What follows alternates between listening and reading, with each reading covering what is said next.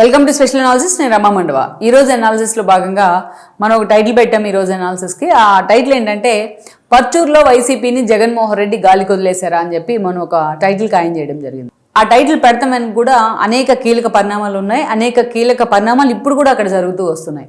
జగన్మోహన్ రెడ్డి మొన్నటి ఎన్నికల్లో 11 సీట్లకు పరిమితమైన తర్వాత తన పార్టీని పటిష్టం చేసే క్రమంలో పాపం గత 1 year కాలంగా చాలా కసరత్తులు చేస్తూ వచ్చారు. ఆయన కొన్ని చోట్ల నిజంగానే చాలా సీరియస్గా ఫోకస్ పెట్టారు, పర్టికులర్లీ కొన్ని కాన్స్టిట్యున్సీస్ని సెలెక్ట్ చేసుకొని. అందులో భాగంగానే చాలా చోట్ల సమన్వయకర్తలు కూడా నియమించారు. కొంతమంది నేతలను అటు ఇటు షఫుల్ చేయడం జరిగింది. ఇంకొంతమందిని పాత వాళ్ళని కంటిన్యూ చేసే ప్రయత్నం చేశారు.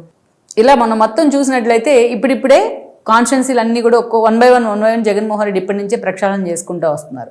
కానీ జగన్మోహన్ రెడ్డి ఈ విషయంలో మాత్రం ఆయన మీద కొన్ని విమర్శలు ఉన్నాయి. ఎందుకంటే సత్తెనపల్లి లాంటి చోట నుంచి అంబటి రాంబాబు ఎమ్మెల్యేగా గెలిచారు, మంత్రిగా కూడా పనిచేశారు ఆయన. అలాంటి అంబటి రాంబాబుని సత్తెనపల్లిలో ఉంచుకుంటే ఈరోజు గుంటూరుకి ఎక్కడికో పంపించే ప్రయత్నం చేశారు. అయితే విమర్శలు ఉన్నప్పటికీ ఇప్పటికైనా జగన్మోహన్ రెడ్డి పార్టీ మీద ఫోకస్ పెట్టారనే చర్చ అయితే ఉంది. అయితే ఇక్కడే ఒక ట్విస్ట్ ఏంటంటే జగన్మోహన్ రెడ్డి అన్నిటికన్నా ముందుగా ఫోకస్ పెట్టాల్సింది ప్రకాశం, నెల్లూరు జిల్లాల మీదే అనేది ఆ పార్టీ నేతల నుంచే వస్తున్నమాట. ఎందుకంటే నెల్లూరు ఒకప్పుడు వైఎస్ఆర్సీపీ కంచుకోట. ఈరోజు చూస్తే మొన్నటి ఎన్నికల్లో 2019 ఎన్నికల్లో మొత్తం 100% విక్టరీ సాధించింది వైఎస్ఆర్సీపీ అక్కడ. వేరే మొన్నటికి వచ్చినట్లయితే మొత్తం అన్ని సీట్లు కూడా పోగొట్టుకున్న పరిస్థితి అయితే ఉంది. అయితే పక్కనే ఉన్న ప్రకాశం జిల్లాకు వచ్చినట్లయితే ఒకప్పుడు జగన్మోహన్ రెడ్డి పార్టీ పెట్టినప్పుడు కూడా ఆ పార్టీకి ప్రకాశం జిల్లా ఎంతో లాయల్గానే ఉంది. ఎందుకంటే మనం చూస్తే బాలినేని శ్రీనివాసరెడ్డి లాంటి వాళ్ళు, సుబ్బారెడ్డి లాంటి వాళ్ళు వైఎస్ఆర్సీపీలో కీలక నేతలు, జగన్మోహన్ రెడ్డికి బంధువులు అయిన వాళ్ళు అక్కడి నుంచే రిప్రజెంట్ చేశారు. కానీ ఆ తర్వాత అనేక కీలక పరిణామాలతో జగన్మోహన్ రెడ్డి ఒక మాగుంటుని కానీ ఒక బాలినేని కానీ దూరం చేసుకునే ప్రయత్నాలు జరుగుతూ వచ్చాయి. కర్నూలు లాంటి వాళ్ళు ఆయన నమ్మి పార్టీలోకి వచ్చిన భవిష్యత్తు ఏంటనేది ఈరోజు ఒక పెద్ద క్వశ్చన్ మార్క్లా ఉంది. ఆదిమూలపు సురేష్ లాంటి వాళ్ళు స్టెబుల్గా ఒక చోట ఉందాం అనుకుంటే ఇప్పటికి 3 సార్లు ఆయన మార్చేసి ఒక ఎక్స్పెరిమెంట్లు చేశారు. ఆమంచి కృష్ణమోహన్ సాలిడ్గా చీరాల్లో ఎదిగే ప్రయత్నం చేస్తూ ఉంటే ఆయన అటు ఇటు పర్చూరుకు చీరాలకు మధ్య బ్యాటింగ్ చేసి ఈరోజు ఆయన్ని పార్టీ నుంచి బయటికి పంపించిన పరిస్థితి. ఇలా జిల్లా మొత్తం కూడా బుజ్జి లాంటి వాళ్ళు ఒక స్ట్రాంగ్ క్యాండిడేట్ మీద పోటీ చేసేందుకు లాస్ట్ మీట్లో హనుమారెడ్డిని పెట్టిన పరిస్థితి. ఇలా మనం చూసినట్టు అనేక రకాల ఎక్స్పెరిమెంట్స్ ప్రకాశం జిల్లాలో పార్టీని అనేక సార్లు ఒక బెటర్ ఎక్స్పీరియన్స్ అయితే తెర మీదకి తీసుకొచ్చాయి. అయినా ఇన్ని జరుగుతున్నా జగన్మోహన్ రెడ్డి ఎక్కడ కూడా దాని నుంచి పాఠాలు నేర్చుకోవట్లేదు అనేది చాలామంది ప్రకాశం జిల్లాలో చాలా సీరియస్గా ఆ పార్టీ నేతల్లో జరుగుతున్న చర్చ అనుకోవాలి. ఒకటే ఎగ్జాంపుల్ మనకి ఇక్కడ పెద్దగా మనం ఊహించాల్సిన, ఆలోచించాల్సిన, లెక్కలు కట్టాల్సిన అవసరం లేదు.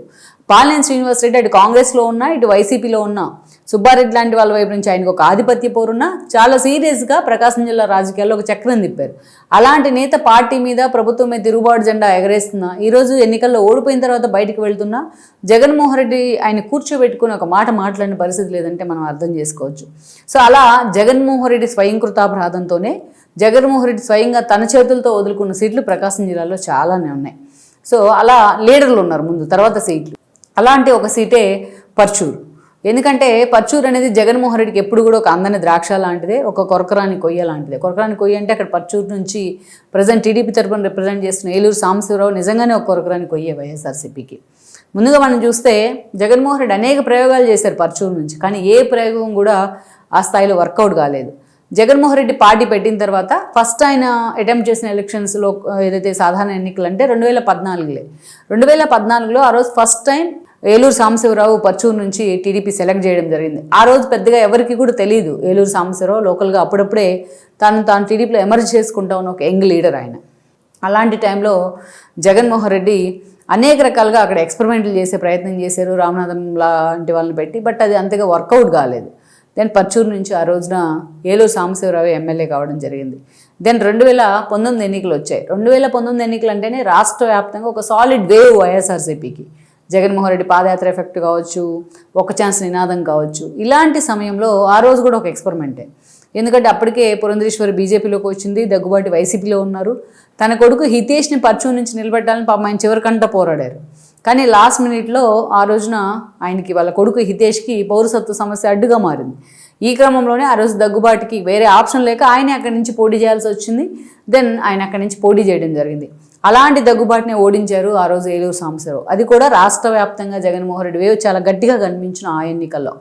దెన్ అయితే ఓడిపోయిన కొద్ది రోజులకే అంతకుముందు ఆయనకి టికెట్ ఇచ్చిన కారణంగా అక్కడ ఇన్ఛార్జిగా ఉన్న రామనాథం బాబు టీడీపీలోకి వెళ్ళడం జరిగింది.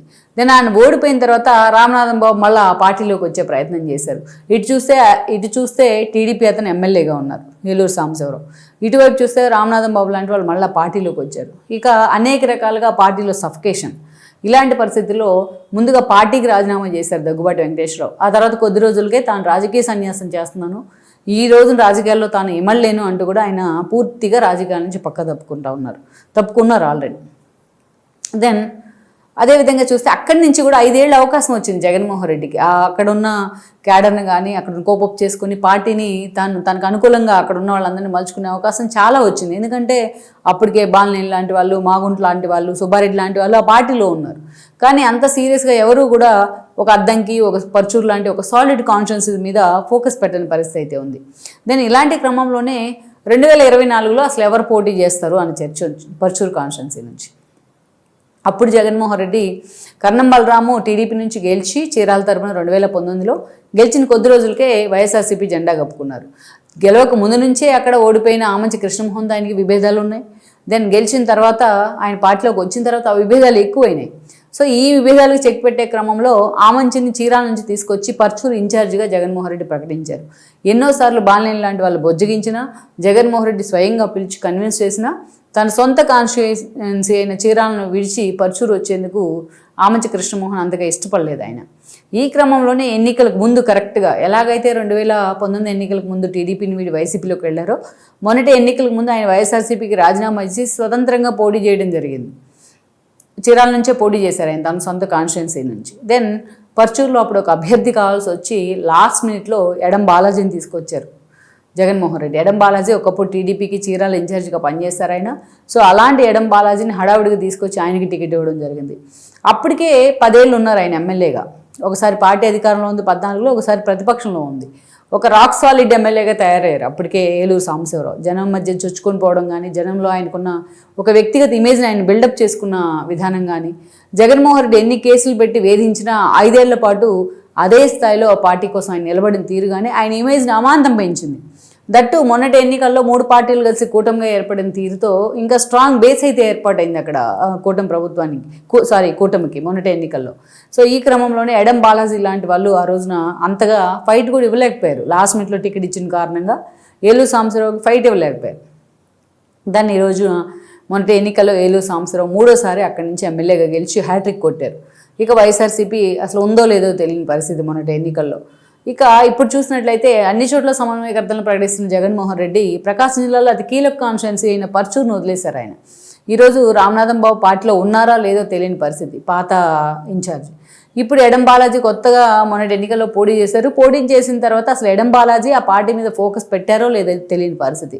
ఈరోజు జగన్మోహన్ రెడ్డి అనేక కీలక కార్యక్రమాలకు పిలుపునిస్తున్నా పర్చూరు లాంటి ఒక కాన్స్టిట్యుయెన్సీలో అసలు ఆ పార్టీని లీడ్ చేసే ఒక వ్యక్తి అయితే లేరనుకోవాలి. అది అతిశయోక్తి కాదు ఇప్పుడున్న సిచ్యువేషన్ అక్కడ. సో ఇక ఆల్రెడీ 1 ఏడాది పూర్తి చేసుకున్నారు ఆయన ప్రతిపక్ష నేతగా కూడా. ప్రభుత్వాన్ని టార్గెట్ చేయడానికో, ప్రభుత్వ వైఫల్యాలను బయటపెడతానికి ఇంకా 4 ఏళ్ళు మాత్రమే టైం ఉంది. అయినా అట్లాంటి కీలక కాన్స్టిట్యుయెన్సీల్లో అద్దెకి కావచ్చు, పర్చూరు కావచ్చు, ఇలాంటి కీలక కాన్స్టిట్యుయెన్సీలో ఒక ఇన్ఛార్జిని కానీ, ఒక సమన్వయకర్తను కానీ అక్కడ నియమించకపోవడం మాత్రం అది నిజంగా క్యాడర్ని కూడా ఇబ్బంది పెడతా ఉంది. జగన్మోహన్ రెడ్డి కాల్ఫర్ చేస్తున్న ధర్నాలను ఎవరు ఇనిషియేట్ చేయాలి, వాళ్ళు ఎవరు ఇనిషియేట్ చేస్తే వాళ్ళ వెనక తాము నడవాలి అన్న ఆందోళన ఆ క్యాడర్లో ఉంది. మరి జగన్మోహన్ రెడ్డి పర్చూరుని ఎందుకు ఇలా గాలికి వదిలేశారు అనేది ఒక $1 మిలియన్ ప్రశ్న అని మనం చెప్పుకోవాలి. ఈ వీడియో మీకు నచ్చినట్లయితే please share, like and subscribe R24 Telugu.